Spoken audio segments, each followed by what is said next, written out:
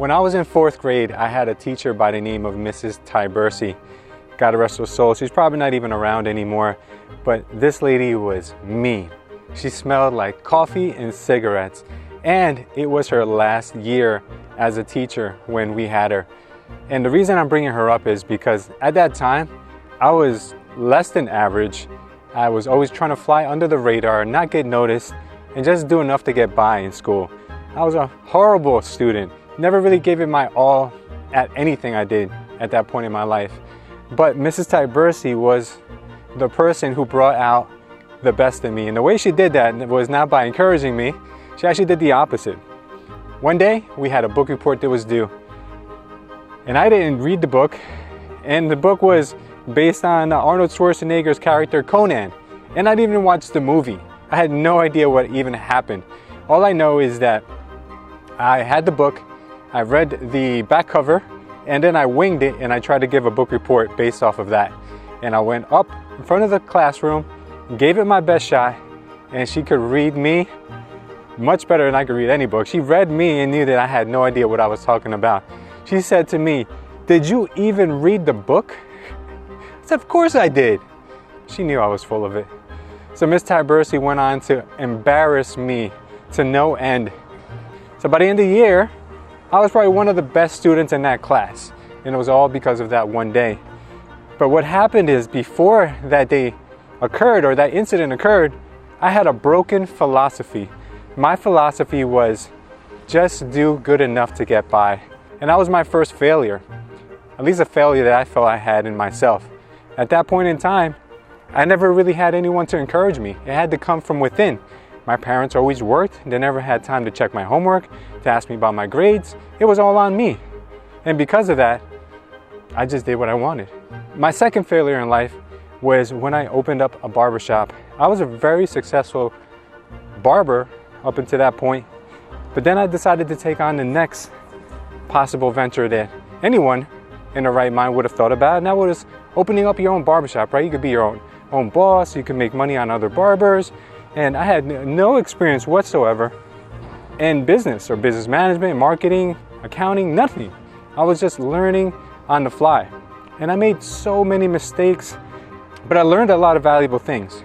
One of them is that the business I was getting into, there was a limited pool of talented people who I could pick from. So I had to just do with wherever I had. That was number one. Number two was I never knew about marketing, and I never did any marketing. I just expected my hard work and other people's hard work and word of mouth to carry us through. So that didn't work for us. And I had no plan. I had no vision. All I knew was going to work, working hard, long hours, and hopefully things would work themselves out. So needless to say, that was a business that I ended up folding, closing down, and moving into something else that was going to challenge me mentally and give me more of a vision of where I wanted to see myself. So then I closed that barbershop. That barbershop only lasted me about 2 years. So then at that point in my life, we moved into real estate. And real estate was going to be my savior. Real estate was going to be that industry that was going to take me to the next level. Getting into real estate my first year, I had made almost no money at all. I was lucky if I made $20,000 that year. I could have made more doing other things that didn't require any skill whatsoever, but I loved the industry. And I loved being able to be free and not be stuck in a barbershop like I was up to that point. But I made some huge mistakes and I failed. The first failure I had in real estate was that I felt that I knew it all, that I knew so much that I could easily transition into doing other things while I was doing real estate. So someone came up to me and asked me to do mortgages with them. And I said, yeah, real estate and mortgages, that goes hand in hand. At the time I was doing so well in real estate, but then I diverted my line of sight into two things. And I thought I could do two things well. Well, come to find out, I did both of them very mediocre. And that's giving myself a lot of credit. So then I figured out, once the recession came in 2008, I'm over here trying to balance two different things. And I'm not happy at all. I'm splitting myself up between so many daily activities that I have to do. And I asked myself, what really makes me happy? What is that one thing that I really love doing? And after I really had a deep conversation with myself, I realized that what I loved doing was real estate. I did not like doing mortgages. I thought that finance and that industry would make me more money if I would do that along with real estate. And the opposite was true. I made less money because I was not giving either one of the industries my full potential. So then I promised myself, I made a pact with myself that I wouldn't get distracted anymore, that I wouldn't see another shiny object or another golden opportunity business where I would lose focus on what my main goal was. So I went all in into real estate. And what that did for me was it created humongous opportunities. And I never expected that. And the crazy thing is that it only took a very short time for that to take place. A few years of complete and utter dedication and focus completely changed my life. My first 2 real estate company attempts were complete failures. I had one partner in the beginning who I parted ways with after only 2.5 years, 3 years, and I had no money left in my pocket because at that time I was building my dream home, and at the same time I was living from check to check just to be able to afford that along with all the other expenses that I had and the company had. So when I got let go, basically thrown out of my own real estate company, I had nowhere to turn. Then I joined up with another person who I partnered up with, thinking that, this will be the opportunity that I was looking for. And not even a year went by. I think it was about 9 months, and then him and I parted ways. And then again, I had to restart all over, and I was so embarrassed. I felt like such a failure at that point. But that was the juice that I needed to get me to the next point in my life. I shouldn't have thought that I needed a partner to survive in business. So what I did is I went all in, and every ambition, every dream, and every aspiration I had for my business, I went in full force. I didn't have anyone holding me back. Every idea I had, I didn't have to check with anyone to do it, and I did it. That company did phenomenally well. We grew our company to almost 100 real estate agents in as little as 2 years. I was making a ton of money. The company was making tons of revenue, but at the same time, it was flawed. And I'll tell you why. It took a lot out of me personally, and it needed me to survive. And as you guys know, if the business needs you to survive, the long vision of it needs you to survive, it's not a real business. And I was in a people business. The people business is difficult because you don't have a product. There isn't a product there for you to manufacture or sell. There isn't software there. There isn't monthly recurring fees that you're collecting. And it was a revolving door of real estate agents. And come to find out that is not a real scalable business, because the people are always constantly looking for more opportunity for themselves, and rightfully so. That's just the nature of business. So I failed. That business wasn't going anywhere. It was stagnant for almost a year. So I decided that I needed to move into something that was scalable. Even though I wouldn't classify Culture Estate as a failure, it had to fail for me to move on to the next stage of my life, and that's where I am now. I'm working on some very big things for myself, along with this YouTube channel, obviously, that are going to be businesses that I can scale, that I don't need to be 100% involved in all the time, and they can continue and they can carry on without my presence. That is what a true business, and that's what someone would invest in. A business that needs you to continue working is not a true business. So were they failures? Were all of these things failures? My top 5 failures of my life? The philosophy that I had at one point was that everything that went wrong in my life was a failure. So what is philosophy? It sounds really boring, right? Well, it couldn't be further from the truth. And I used to think just like you. I used to think it's something that I don't need to pay much close attention to. But what I'm going to talk to you about is something that's even deeper than that, and that's your personal philosophy. A personal philosophy, whether you know it or not, you have one. Everybody has one. If you're broke, then your personal philosophy got you there. If you're sad and miserable, your philosophy most likely got you there. If you're successful and very happy, guess what? It's your personal philosophy that got you there.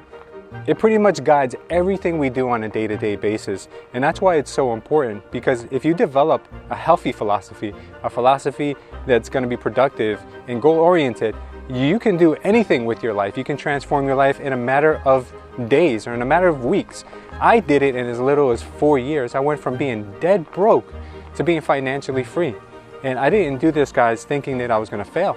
Failure wasn't an option. For me, failure was a set, failure was going to be inevitable because, like I mentioned to you guys today, I've been failing my entire life.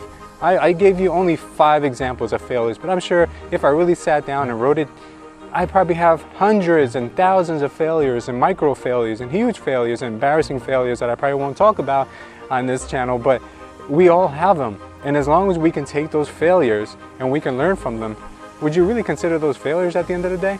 Do you see failure as a reason to never take chances? Or do you see failures as opportunities to learn about things during life?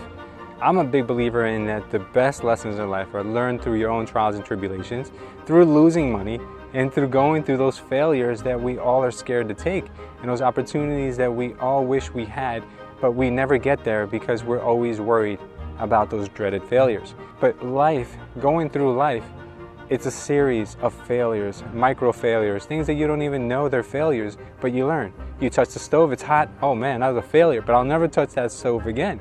And these are examples, but if we limit ourselves to the failures we're exposed to, we're never going to have the success like Elon Musk, Jeff Bezos, these guys who are broke, these guys who were almost weeks away from bankruptcy, these guys who have basically put it all on the line. I'm not saying for you to do the same thing, and don't let this video be one of those things that you're going to blame if something doesn't work out your way. I'm just telling you to work on your philosophy. That's all we're covering today. And if you don't have a philosophy yet, well, I'm going to give you 6 invaluable questions that you can ask yourself to help you develop that philosophy.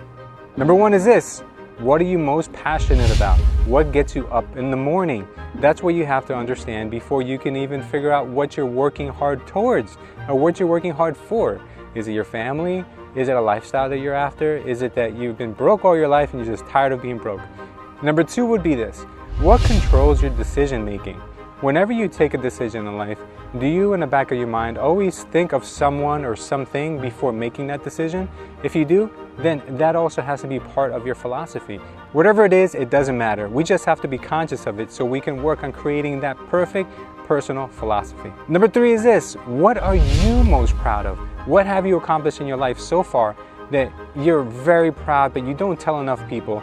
You know, for me personally, I give you an example. I retired my parents a long time ago. You know, they're still retired to this day. They don't have to worry about money, thankfully, because I helped them, my siblings helped them, but I got them there to the point where they could actually leave the country and start their retirement, their golden years. And that's what I'm most proud of. What are you most proud of? And think about that and let that also be another part of your ultimate philosophy that's going to help you create a bigger mindset or some bigger goals that you even haven't thought of yet. Number 4 is this: what challenges have you faced that have stopped you from taking that next step in your life? What is it? Once you figure out what they are, isolate them and then learn how to eliminate them. So for most people, it's going to be a fear. It's going to be a fear of anything: fear of failing, fear of being in front of a camera, fear of just taking chances. And that's what we have to isolate and figure out how can we work so we can get that out of our life. Number 5 is: what are your limiting beliefs? What are the things that you started to believe, not necessarily because they were your own thoughts, but because you've absorbed those through other people in your life, such as your friends or your family. Maybe they're constantly always complaining about the government, maybe complaining about taxes, or complaining how unfair life is. And because you're always incubated in that presence of these people, that means that you're starting to believe the same things. Maybe it's time to change that circle of friends, or maybe it's time to re-educate your friends. And if they're not willing to listen to you, maybe it's time to find some new friends or just spend some more time by yourself. And number 6 is this: you have to be very brutally honest with yourself. Do you always default to doing what's easy versus doing what's hard but rewarding? So let me give you an example of this. Are you always finding yourself waking up just in time to be 5 minutes late to work every day? Or do you get up nice and early and go to the gym and do the hard workouts and not just show up to the gym and be on your phone, or show up to the gym and walk on the escalator or whatever you call that thing, the running machine, what do you call that thing?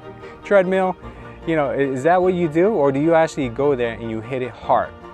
And I'm telling you guys, nobody likes to do difficult things, but that's what differentiates very successful people from people who are just average and live average lives and live the rest of their lives resenting the people who have more opportunities. It all starts with that mindset of philosophy that you build into your own core of your heart. And you say to yourself, well, I got myself here. Don't ever blame the system, the man, because it doesn't matter what you use as a crutch. I'm sure there's someone else out there who has had the same trials that you've had, who've had it worse than you, but they've made it. And what differentiates you from them? It's their philosophy, and that's it. If you can learn how to create one that's gonna get you to that next level, that's all you need in life to get you there. Just fix your philosophy and you fixed it all. Simple as that. It's not complicated. As a matter of fact, complexity is the enemy of execution. And we're not looking for complexity, we're looking for the simplest answer, guys. And the simplest answer just comes, do what's hard. Do the things that you don't want to do, because it's going to make all the difference in the world. And before you know it, that's going to become easy. And then you're going to look for the next hardest thing and the next hardest thing. But you'll never get there if you don't take that first initial step. Have you guys ever heard of the 95-5 principle? I did a video on this way back, and I'm going to put it on the screen right now so you guys can check it out. It basically shows you how you can refine yourself, that little extra 5% that most people don't do, that make a world of difference. Check it out, and I'll see you over there in just a second.